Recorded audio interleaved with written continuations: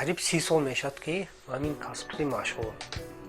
این کسبی چون که باوگیم فقط همین شونگری 100% نکردم این با کش شده دیگه.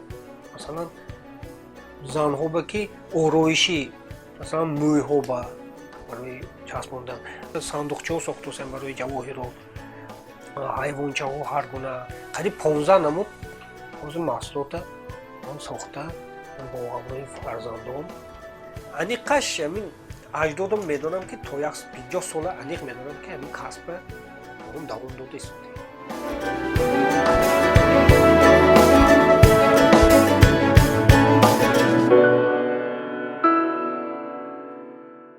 خصوصیت چوب فرق دارد.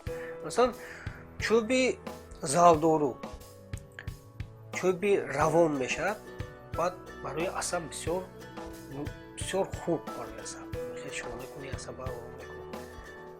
چوب چهارمغز از جهتی اگر چوب ها همش نگاه کنی از همه بهتر چوب چهارمغز. اگر مابین چهارمغز گیری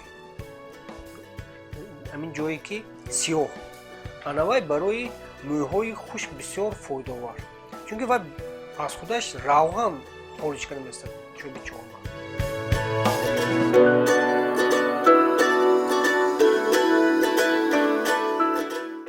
شونایی که مثلا من یک روز به 10 تا تایم میکنم 15 تا تایم میکنم.